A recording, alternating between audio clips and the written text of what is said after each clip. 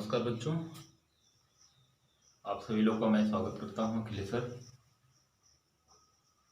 आप हमारे YouTube channel को सब्सक्राइब करेंगे अगर वीडियो अच्छी लगती है तो। मित्रों, यदि आप कंपटीशन की तैयारी करते हैं तो आप हमारे YouTube चैनल प्रयागराज एकेडमी को सब्सक्राइब करें। यदि आप 9 से 12 तक के छात्र हैं, यूपी बोर्ड के हैं, तो आप अखिल एकेडमी चैनल को सब्सक्राइब कर लीजिए। इस पर मैं पूरी हिंदी आपको वीडियो के रूप में प्रोवाइड कराऊंगा, ताकि आप जहां कहीं से भी हो बेहिचक बेझिझक अपनी बात को कह सकें, पढ़ सकें, जान सकें। और मित्रों, आज हम बात करने वाले हैं कक्षा 11 पदावली कबीरदास से, और अंतिम पद के बारे में आज हमारी चर्चा होने वाली है। इसके बाद एक चैप्टर हम लोग का खत्म हो जाएगा और मैं पूरी उम्मीद करता हूं कि आप नोट्स बना लें। इसका पूरा का पूरा आप नोट्स बना लेंगे, क्योंकि ये ऐसा चैप्टर है जहां से परीक्षाओं में पूछा जाना तय है, निश्चित है कि यहां से प्रश्न आना है। तो आइए इसको देख लेते हैं। यह बेहद इंपॉर्टेंट है। अगर कहा जाए तो यह सबसे महत्वपूर्ण इस पाठ का है, इस पाठ का सबसे महत्वपूर्ण है। आइए हम इसी पर चर्चा करते हैं। इसके दो अर्थ लिए जाएंगे। पहले तो ये जान लें कि एक कमलनी के पक्ष में और दूसरा आत्मा के पक्ष में। ये दोनों अर्थ आपको जानने जरूरी हैं, ये बहुत ही महत्वपूर्ण है। तो पहले हम कमलनी के पक्ष में बता रहे हैं, उसके बाद आत्मा के बारे में बताएंगे। काहे रे नलिनी, क्यों रे नलिनी मतलब कमलनी तू कुम्हिलानी, तुम मुरझा रही हो। कबीरदास जी एक कमलनी को देखते हैं और देखने के बाद उस कमलनी से प्रश्न करते हैं, पूछते हैं कि हे कमलनी, तुम क्यों मुरझा रही हो, तुम्हारे मुरझाने का क्या कारण है, तुम क्यों मुरझा रही हो। तेरे ही नाल तेरे डंठल तक गले तक, तेरे ही नाल डंठल तक गले तक सरोवर पानी, तालाब का पानी भरा हुआ है, फिर भी तुम क्यों मुरझा रही हो, तुम्हारे मुरझाने का क्या कारण है।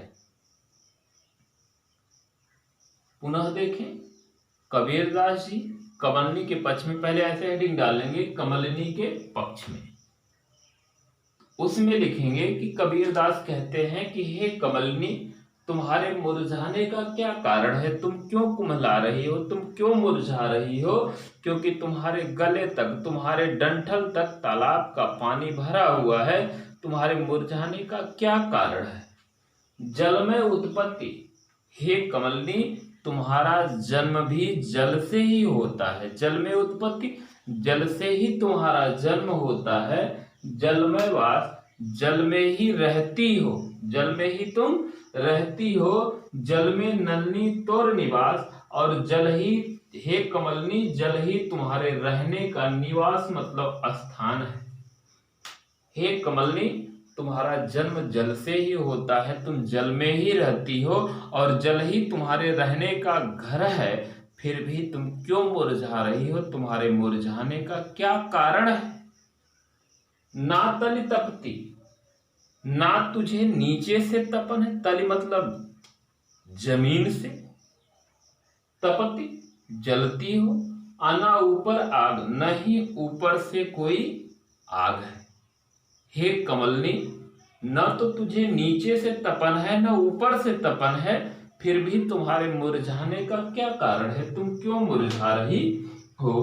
तोर मतलब तुम्हारा, हेतु मतलब प्रेम, कहु किससे कासन लागी, कहु कासन लागी किससे हो गया है।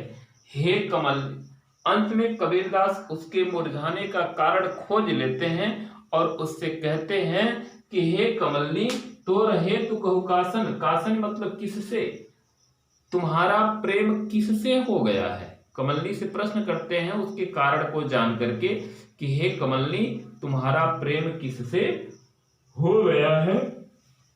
कहे कबीर जी उदित समान, कबीरदास जी कहते हैं कि जो उस परमात्मा के समान होते हैं, जो सूर्य के समान होते हैं, जो निराकार ब्रह्म के समान होते हैं, कहे कबीर जे उदित समान, कबीरदास कहते हैं कि जो परमात्मा के समान होते हैं, जो निराकार ब्रह्म के समान होते हैं, ते नहीं मुए हमारे जान, ते नहीं मुए, उनकी मृत्यु नहीं होती है हमारे जान, तुम भली भांति इस बात को जान लो। हे कमलनी, तुम इस भली भांति को जान लो कि जो उस परमात्मा के समान, सूर्य के समान होते हैं, उनकी कभी भी मृत्यु नहीं होती है। अब दूसरा अर्थ लेते हैं आत्मा के पक्ष में। नलिनी का अर्थ आत्मा हो जाएगा, एक ध्यान रखेंगे। और मुरझाना, कुमिलानी का अर्थ दुखी होगा। एक एक बिंदु को देखते हैं कि काहे री नलिनी। कबीरदास जी आत्मा से प्रश्न करते हुए कहते हैं कि हे आत्मा, काहे री नलिनी, हे आत्मा तू कुमिलानी, दुखित हो। हे आत्मा तुम इतनी दुखित क्यों हो?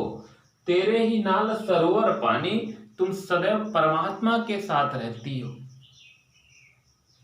हे आत्मा तुम इतना दुखित क्यों हो? क्योंकि तुम सदैव उस परमात्मा के साथ रहती हो।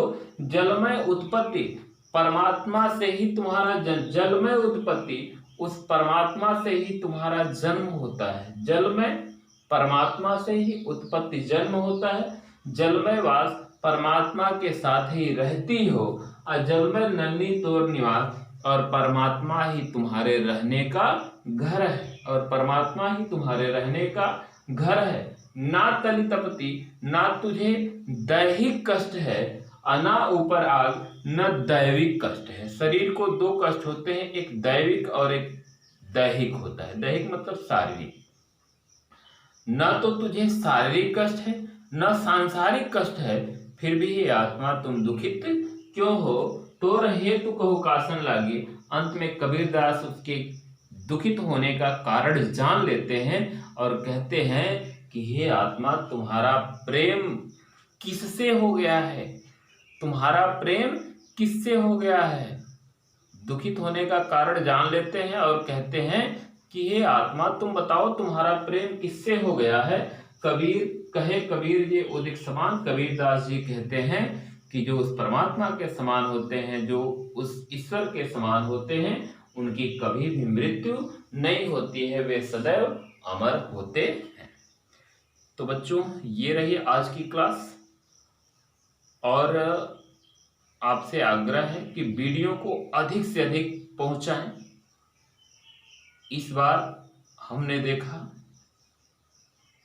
कि लगभग 8 लाख छात्र फेल हुए थे। हिंदी में क्यों? तो हमने सोचा क्यों न एक मुहिम चलाया जाए जिसके तहत कुछ लोग इसका लाभ ले सकें, और साथ ही साथ यदि इसे लाभकारी बनाना है तो हमें आपका सहयोग आवश्यक है, और पूरी उम्मीद करता हूं कि आप मेरा साथ देंगे। तो इस वीडियो को एकदम शेयर करते जाइए, लोगों तक पहुंचाते जाइए, एक दूसरे को जोड़ते जाइए। अखिल एकेडमी में 9 से 12 तक के छात्रों के लिए और कंपटीशन की तैयारी करते हैं, तो जैसा कि देख पा रहे हैं प्रयागराज एकेडमी कानपुर के यूट्यूब चैनल को सब्सक्राइब कर लीजिए, उस पर कंपटीशन की वीडियो आपको मिलेगी। धन्यवाद बच्चों।